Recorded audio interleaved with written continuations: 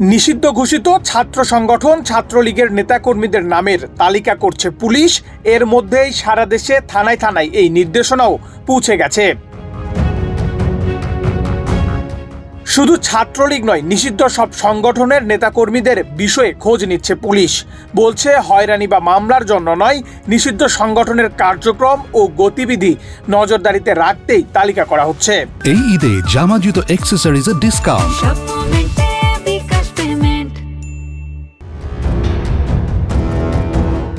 Police সদর দপ্তর সূত্রে জানা গেছে, নিষিদ্ধ সংগঠনটির নেতাকর্মীদের গতিবিধি পর্যবেক্ষণ, রাজনৈতিক সম্পৃক্ততা, সামাজিক কার্যক্রম এবং তাদের সম্ভাব্য ভবিষ্যৎ পরিকল্পনা বুঝতে এ উদ্যোগ নেওয়া হয়েছে।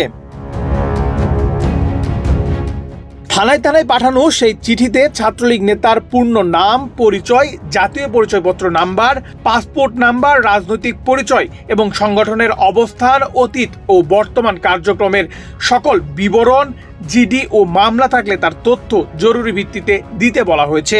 পুলিশের ঊর্ধ্বতন কর্মকর্তারা বলছেন, যে কোনো নিষিদ্ধ সংগঠনের জন্য এটি প্রযোজ্য।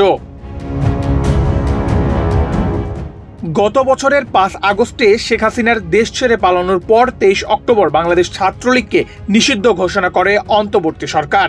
নিষিদ্ধের পর ছাত্রলীগের নেতাকর্মীরা আত্মগোপনে আছেন। আত্মগোপনে থাকা ছাত্রলীগের নেতাকর্মীরা সংগঠিত হয়ে দেশে অস্থিতিশীল পরিস্থিতি তৈরির চেষ্টা করছে বলে রয়েছে গোয়েন্দা তথ্য। নেহাল আহমেদ প্রান্ত, বাংলাদেশ প্রতিদিন।